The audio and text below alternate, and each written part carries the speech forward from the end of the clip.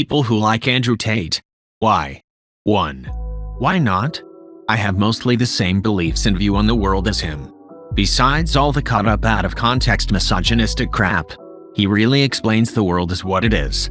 People at the top feeding information to people middle and below to keep you contained and keep being slaves in a 9-5 for them. The exact life I have longed to escape. Even before Tate became known. He tells you to be accountable for your own actions, take control of your own life, and if you want something, go fucking get it. I don't understand how so many people find this line of thinking to be so horrible for so many people around the world, when for me that has been the only way to think that has improved my life. I could either go about life believing depression is a thing that no matter what I do I will always feel like shit and nothing will change that, or I can believe that I can be responsible for how I feel and take steps towards changing what is wrong with my life. I understand he has said some things that I don't agree with, and he most certainly isn't perfect as none of us are, but he preaches some very good and true life values. 2. I took one for the team and asked my coworker, who I have a work-friendly relationship with, why he supported Andrew Tate. Keeping in mind I'm slightly biased here. His points can be sorta summarized as thus. 1. Coworker lives by traditional values that he feels are not acceptable in the dating scene anymore, and Tate gives voice to his thoughts on that manner. 2.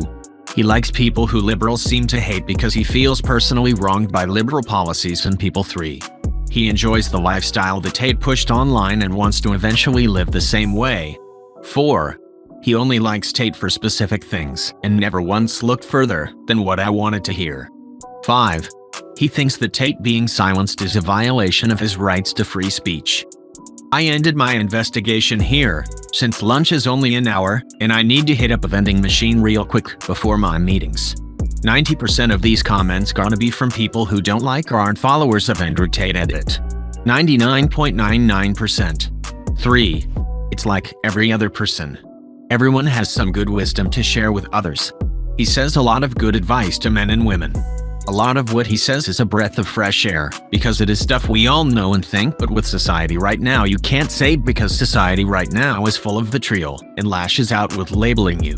He explains to women to stop sleeping around with a bunch of men when you're young and to take care of your body. Don't fall for the trap of pop idols glamorizing sleeping around and acting out. He warns young women that men do not want to marry this type of woman. He explains to women what men actually value, which is their physical attractiveness and loyalty over everything else. So as an example, a woman who is a doctor would not look at a McDonald's employee to be a suitable husband because of the job he's at. Whereas if a Malay doctor looked at a McDonald's employee, her job would mean absolutely nothing to them in terms of being a suitable partner. Stuff like this is looked as taboo or even wrong to talk about, but it's very much true. He explains the importance of family and how a lot of women don't realize this until they are older in their 30s. He tells men not to continually chase women and focus on themselves physically and financially, and hammers these points over and over by attacking all of the empty hobbies and time-wasting things guys do. He bashes the "I can't do this" attitude and tries to instill confidence in guys to really chase their dreams. He does all of these things with an over-the-top attitude and humor, which people fail to see through a lot of the time. He knows it gets people riled up, but doesn't really care, and similar to a comedian will dig into it, because the audience that gets it do find it funny. However, like I said, everyone has some wisdom, but that doesn't make them infallible to criticism. As sound as a lot of his advice is, I've always said his Hustlers University crap is just preying on the very people he is helping. I also don't believe in having multiple wives, or cheating, or a lot of stuff he does personally. But none of that cancels out the advice he gives people, because so much of it is just true. There just isn't anyone with a big enough platform saying it. 4. I see a lot of people here saying what they think people like about Tate, but nobody that actually likes Tate giving their opinion. I am a Tate fan. I will say what I do and don't like about him. Being a fan doesn't mean I agree with everything he does. I am a community fan, but I don't like every episode. Things I like. 1. I have high ambitions but am super lazy. Tate encourages hard work and doing away with childish hobbies like 8 hours of COD a day. This is great for someone like me who ends up depressed cause I don't work hard then end up not achieving the things I want to. 2. Tate believes women's bodies hold value, and that isn't worth it to sell that value for cash. I am not going to put my own thoughts on sex work in here, but I am a married man and I am very thankful my wife chose to never sell naked photos of herself online. She is mine, I am hers, and I feel I can be much better to her in the relationship knowing some dude isn't rubbing it to her while I take her on dates. 3. This is what got me into Tate. He pushes the idea that men are to protect women. Uses war as an example. As a man that kinda sucks at everything, it is a great feeling to know that I do still have a purpose of taking care of and protecting a woman, and that I can fulfill that role. Things I don't like about Tate. His attitude, his personality. He is a narcissistic. He is a scammer. He is a human trafficker. His stupid bald head. 5. Lazy and entitled people like being told that being lazy and entitled is the moral and righteous way to live, and that this makes them superior to empathetic and industrious people. That is, I'm too smart for books. 6. I'm not sure when weak-minded, emotionally damaged and immature men became alpha males for other men to want to follow. I recently saw an inspirational short on YouTube. It was Andrew Tate as a teenager being brutal and rejected by a girl, his voiceover talking about it and how it inspired him to go to the gym. What I see there is a young boy who got so emotionally damaged by this rejection that he has held on to this for 20+ years, that he has deeply based his whole personality off one moment. He has not grown mentally or emotionally. His attitude towards women, men and life in general, all because one moment decades ago. He is an absolute knobhead, but I feel kinda bad for the guy. 7. Don't follow anyone closely, but I've seen a few videos of him talking, and I'm like, hey, he totally avoided the question but he said something interesting. Things like, life is about suffering. 8. I respect his views and his ways as I have the same.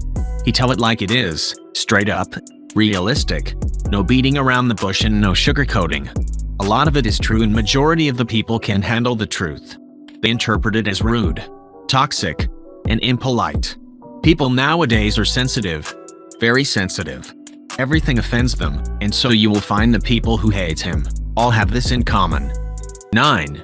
Because they feel that he speaks the truth, has a hopeful message that they can improve their lives, get over their depression, and that his opponents are really bad at debating him. I think why people struggle to understand why many people like him is often because they have never listened to him and just heard what other people say about him.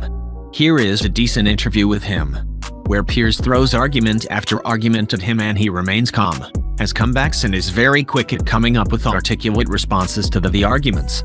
While you listen, read the comments to get a feeling for why different people like him. 10. There are numerous motivational videos compiled of him on YouTube, giving young men good advice not to be lazy. That if you want to achieve anything in life, get off your ass and apply yourself, in the gym, at your job, in your relationship. Encouraging young men to be accountable, to be better. Not to be bitter towards your ex if you get dumped, to improve yourself, to become someone desirable and so on. But everyone just focuses on his trolling videos, and all that goes out the window, and he's an evil racist, misogynist, homophobe, and the rest of the buzzwords. 11. I'm going to go out on a limb here and assume it's the same reason that many people flock to Trump. By not being afraid of saying the quiet things out loud, he's given people that have similar feelings an idle and reason to feel that they're morally bankrupt. A lot of times it comes down to lack of critical thinking skills. For example, Trump using racist dog whistles doesn't make these people ever wonder why they feel the way they do, what society has ingrained in them, and how racial segregation has led to poverty, prisons, and lack of upward mobility. It's easier to just feel vindicated by someone rich and powerful feeling the same way. Tate gives guys unable to process their feelings on sexuality and their place in society an easy out to just feel like the victim instead of wondering how and why the patriarchy came about and how it's changing in the 21st century. A lot of these problems are real in our society and rooted in logical concerns. Unfortunately, narcissists just give these people easy logical reasons to justify their behavior or attitudes, all the while licking their pockets in the process. 12. When I first learned about him, I found his arguments agreeable. Paraphrased, women aren't traditional anymore but want traditional guys. Guys are disposable mostly, unless they provide something, etc. Just off the top of my head. It made sense to me since I've had bad breakups, and my most recent one got me good. So I was sensitive to that kind of argument. Every guy has, which I think is why he was appealing to so many guys, with those kinds of arguments. Then he started getting whacked with stuff like, Women are meant to be controlled, etc. Very quickly I thought he was an idiot who said just enough to keep a coherent voice. But still, he was an idiot. So initially, I liked him and thought he was making some useful arguments. But very quickly, I realized he was pretty much a textbook incel. Edit. I remember I thought, he clearly has a shit ton of money. I guess his course thing is selling well. Then, and therefore a lot of people actually listen to this guy. So either tons of people are wrong or this guy knows what he's talking about. Fortunately, I didn't fully buy into his speech. I remember thinking, well, the real masculine thing is to figure shit out myself or talk to my dad about it for some advice. It's interesting to me that the answer to that question was, of course, crime. It wasn't that there's tons of people who agree with him and bought his course thing, therefore validating his arguments. He was a human trafficker. It's nice to see a jackass get what's coming to them, for once. 13. I like his message about having to work on yourself in order to reach your goals. His message at first was just how masculinity isn't a bad trait and you shouldn't be ashamed to want it. I like how he promotes martial arts and fitness.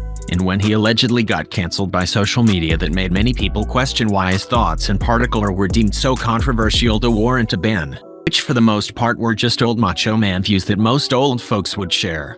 He is also not afraid to talk about the tricks that rich people like him use in order to not pay taxes and keep getting richer, which is a breath of fresh air and informative. Having said that, he also preyed on lonely young men and little kids who aspired to be like him by making them subscribe to his site BS, which was supposed to make them rich but is actually a pyramid scheme. They are encouraged to spam videos of him everywhere, and they are very vocal on YouTube comments section. It's a very scammy business model and many people fall for it. Also, his views on women are sexist and his view on men that don't aspire to be rich and famous is very idiotic as well. Basically, in his mind, you either aspire to be like him or you are a lesser man. He got rich by exploiting these young men, and before that by running a promotion agency for women who do sex work, taking a cut from their profit, which isn't that bad, is basically what most OnlyFans creators do nowadays. Get an agency to help them promote their content for a cut of the profits. But this is not something most honest men would be willing to do to achieve financial success. Looking forward to see what comes out of these allegations. I hope they get him for a long time and he disappears for a while and some other content creator who shares his views on masculinity and fitness comes along without the additional baggage of being an idiot with too much money for his own good, sexist, and a scammer. TLDR, some of his points aren't bad. The person that voiced them is 14. Because there's a large chunk of men, and a minority of women, that feel left out and ignored by the rest of society.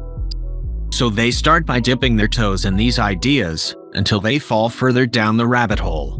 Others are people that hold on to traditionalist values, and don't want the world to progress the way it does, hence it becomes a community for them as well. And if you are just contrarian thinkers, and are drawn to anything that seems edgy and unpopular, for the sake of it being edgy and unpopular, edit. I just want to add there is a strange line of thinking I'm seeing in these comments where some people, I'm guessing white knights, are insisting blaming his success on white men specifically, which is strange considering these communities are attractive to people of all races. Way to show you have no non-white friends. I know the people of color here can vouch for me on this one. 15. Alright. I'll bite. Probably gonna ruin all my karma, but who cares? It's just internet points. I'm drawn to Tate. Being a 23-year-old man who grew up without a masculine influence and a mother who actively fought against masculinity, his hyper-masculinity and traditional values, be the real or fake, inspire me to look through my feelings and act. I grew up feeling wrong to be masculine, that it was wrong to want things, be that woman, winning or money. It was bad. I've learned through him that it's okay to want these things. It's okay to want to be a high-value man. Sometimes when I'm going through a really hard time with my mental health, a Tate clip discussing how we just need to get it done will really fucking help. With that said, I'm old enough and smart enough to not want the life he lives.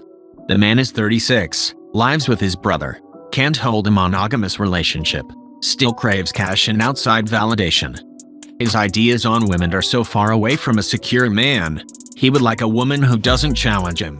I value intimate relationships, see women as people, not objects to be conquered. I'd like a sports car, but I accept that's who I am, and that drive is what makes me happy. If someone else doesn't, that's absolutely fine.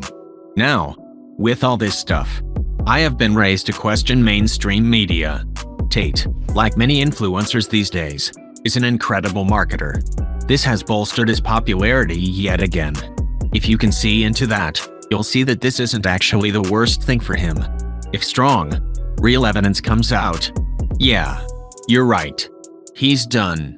Truthfully, people like Jordan Peterson are much better influences on young men. He's much more impartial and factual. Just my 2 cents.